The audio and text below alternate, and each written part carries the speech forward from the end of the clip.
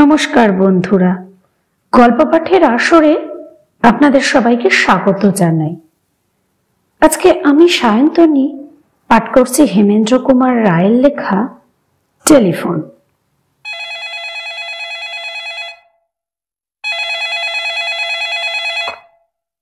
ছট করে ভেঙে গেল ঘুম।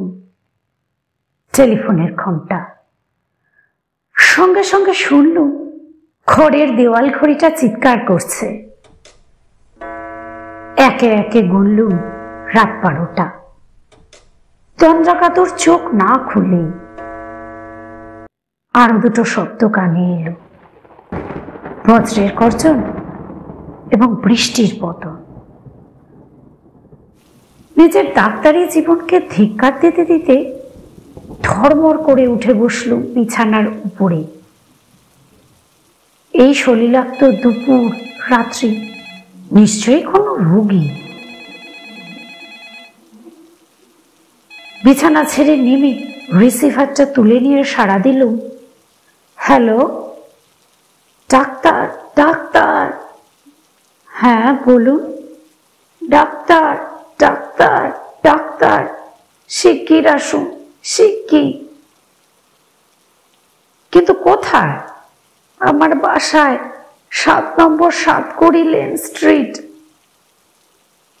অসুখটা কি? আমি এক্ষুনি মারা যাব। আমার দম বন্ধ হয়ে আসছে। আমি আর কথা কইতে পারছি না। শিগগির এসো, শিগগির, ডাক্তার। আর কোনো সাড়া নেই। রিসিভারটা রেখে দিয়ে কি করবো ভাবতে লাগলুম। জানলার উপরে শোনা গেল দমকা ঝোড়ো বাতাসের কড়াঘাত। কিন্তু শেষটা যাওয়াই স্থির করলুম। গাড়ির ভেতর থেকে টর্চের আলো ফেলে আবিষ্কার করলুম 7 সেন স্ট্রিটের 7 নম্বরকে। একখানি পুরনো ছোটখাটো দোতলা বাড়ি। প্রত্যেক জানলা, এমনকি সদর দরজা পর্যন্ত ভেতর থেকে বন্ধ। দরজা জানলার ফাঁক ফোকর দিয়ে দেখা যাচ্ছে না একটি মাত্র আলোক রেখাও।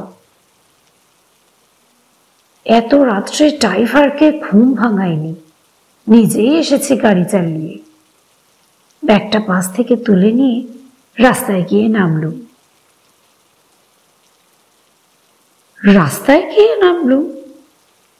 এ কি রাস্তা? না বেগবতী স্রোতস্রোতী। কলকল করে ছুটন্ত জল ধাক্কা মারছে হাঁটুর ওপর পর্যন্ত। যেদিকে তাকাই চিহ্ন নেই কোনো জনপ্রাণীর। এ যেন মানুষের পৃথিবীই নয়। কেবল মানুষ কেন, পথচারী, কুকুর, বিড়াল এবং রাত্রির পেঁচক বাদুড়রাও যেন আজকের এই পৃথিবী ছেড়ে পলায়ন করেছে কোথাও। কেবল দীপ্ত নেত্র গ্যাস পোস্টগুলো পায়ের তলায় নিজেদের অভাবিত প্রতিবিম্ব দেখে দাঁড়িয়ে আছে স্তম্ভিতের মতো। কি কনকনে ভিজে বাতাস! ও বৃষ্টি না, নৈশ প্রেতিনীদের পায়ের মোলের শব্দ। শীতে কাঁদতে কাঁদতে 7 নম্বর বাড়ির কাছে গিয়ে সদর দরজায় কড়া নাড়তে লাগলুম সজোরে। হঠাৎ খুলে গেল দরজাটা। বাড়ির ভেতরটাও অন্ধকার। কে দরজা খুললে দেখবার জন্য টর্চ ব্যবহার করলুম, কিন্তু কাউকেই আবিষ্কার করতে পারলুম না। ভাবলুম বোধহয় কোনো অন্তঃপুরিকা এসে দরজা খুলে দিয়েই তাড়াতাড়ি আবার ভেতরে চলে গিয়েছেন। কিন্তু কি মুশকিল, এরা ডাক্তারকে ডাক দিয়েছে, অথচ বাড়ির ভেতরে একটা লণ্ঠন পর্যন্ত জেলে রাখেনি। অন্ধকারে বাড়ির ভেতরে 2-4 পা এগিয়ে গলা তুলে বিরক্তভাবে বললুম, মানুষের চোখ অন্ধকারে চলে না, একটা আলো দেখাবার ব্যবস্থা করুন। অত্যন্ত গম্ভীর এবং অত্যন্ত কর্কশ কণ্ঠে কে বললে, আলো নেই, আলো দেখাবার লোকও নেই, টর্চ জেলে এগিয়ে আসুন, ডান দিকে সিঁড়ি, দোতলায় উঠে পা দিকের প্রথম ঘরেই রোগীকে দেখতে পাবেন। কে কথা কইছে? কোথা থেকেই বা কথা কইছে? টর্চের আলো ফেলতে লাগলুম। সামনে দেখা গেল কেবল একটা সরু পথ, তার উপরে ছাদ, 2 পাশে 2 দেওয়াল, কোথাও মানুষের ছায়া পর্যন্ত নেই।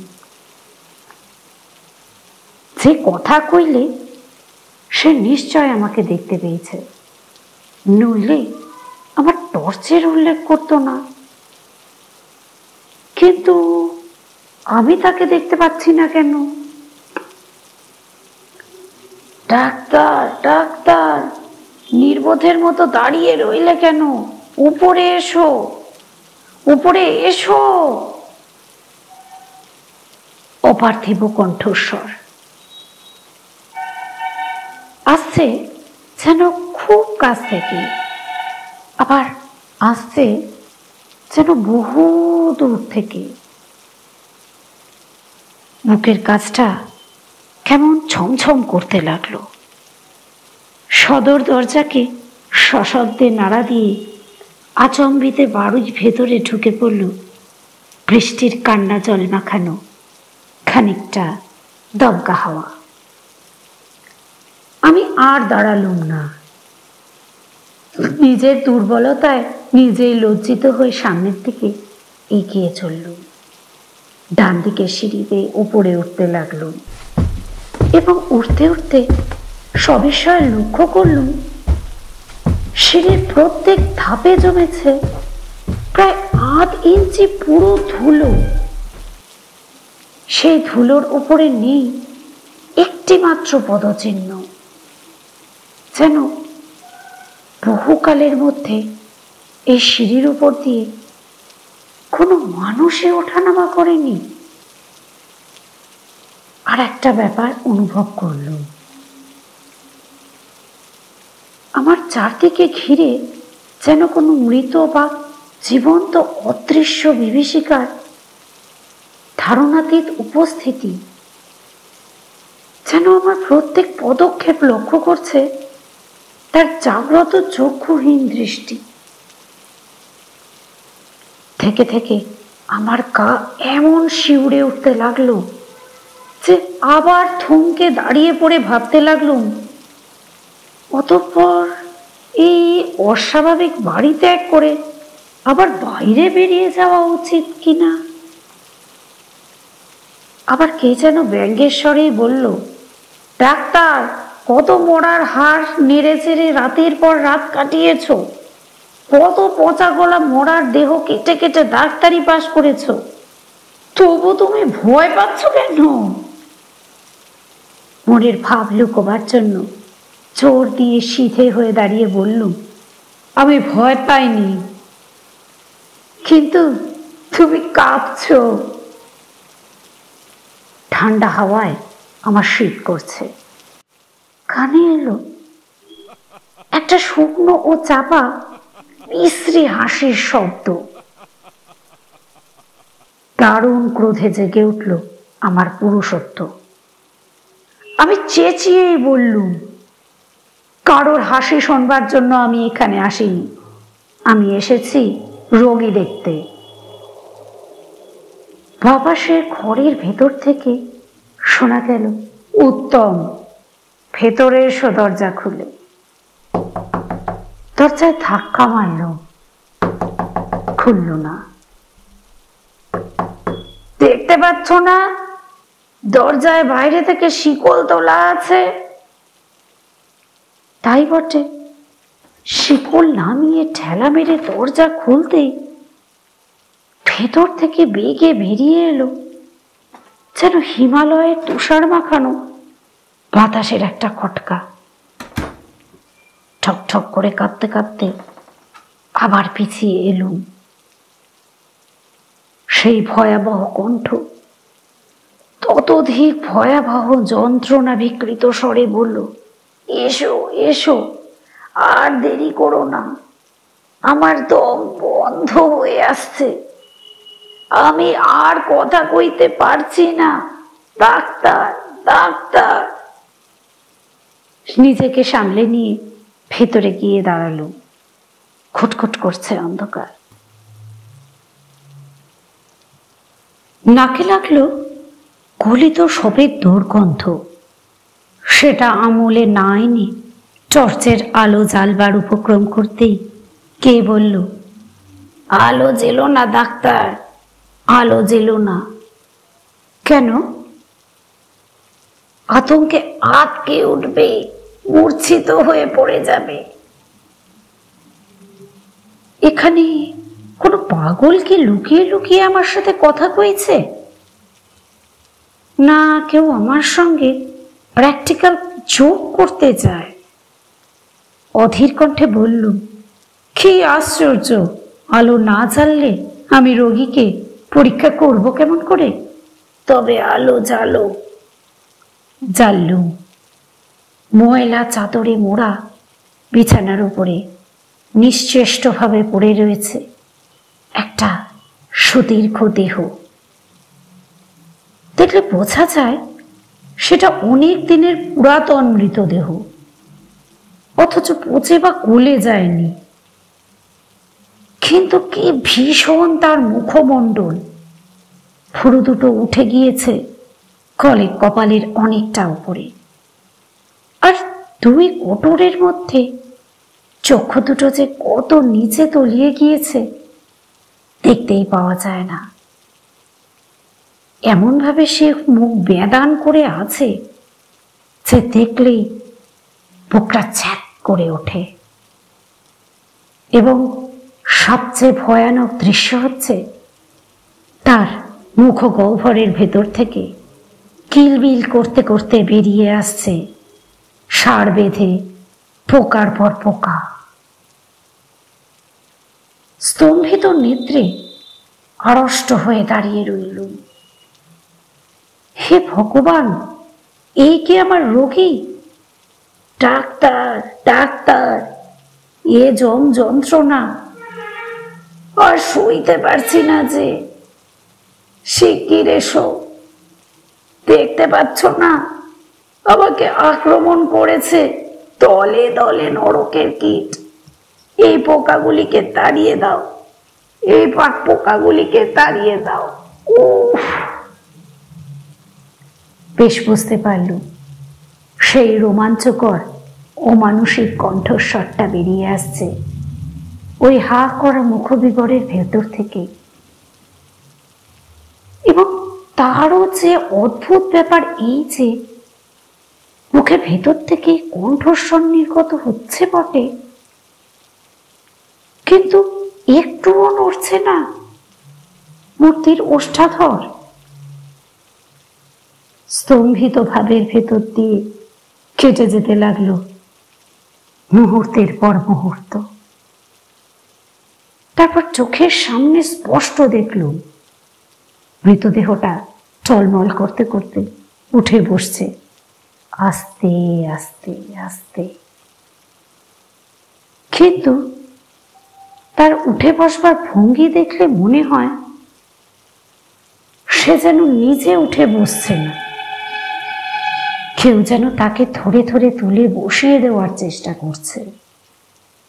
তার মাথাটা পড়েছে কাঁধের ওপর লুটিয়ে, আর তার হাত দুটো করছে ছল ছল ছল ছল। কিন্তু যে তাকে উঠে বসাতে চায় সে কোথায়? সে যে একেবারেই অদৃশ্য। আচমবিতে মৃতদেহটার কাঁধের উপর লটকে পড়া মুন্ডুটা ধীরে ধীরে সিধে হয়ে উঠল এবং ধীরে ধীরে ফিরল আমার দিকে। এবং তার দৃষ্টিহীন চক্ষু কোটরের অনেক তলা থেকে চকচক করতে লাগলো, যেন দুটো রাঙা আগুনের ফিনকি। হঠাৎ যেন একটা বিদ্যুৎ প্রবাহে কেটে গেল আমার সমস্ত আচ্ছন্ন ভাব।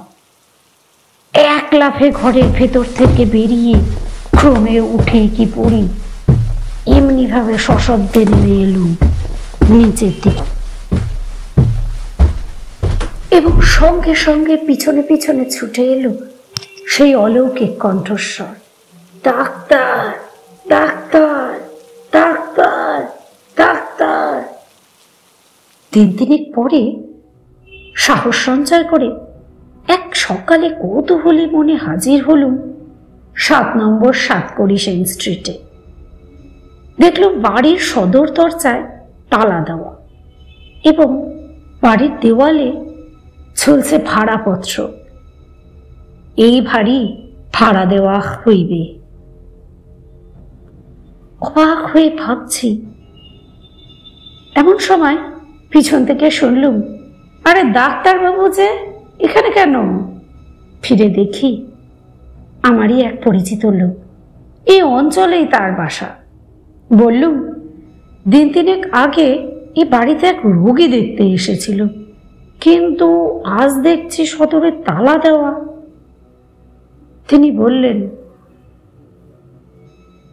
ডাক্তারবাবু বাড়ি ভুল করছেন মনে হয়, এ বাড়ি আজ থেকে 1 বছর হলো খালি পড়ে আছে।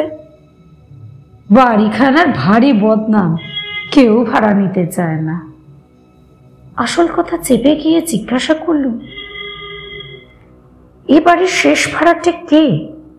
ভুবনেশ্বর বাবু। তিনি এখন কোথায়? পরলোকে। এই বাড়িতেই তিনি মারা যান। হ্যাঁ, হৃদযন্ত্রের ক্রিয়া বন্ধ হওয়ায় তিনি হঠাৎ মারা গেলেন, আর তার আত্মীয় স্বজন কেউ ছিল না। পাড়ার লোকেরাই উদ্যোগী হয়ে সৎকারের ব্যবস্থা করে।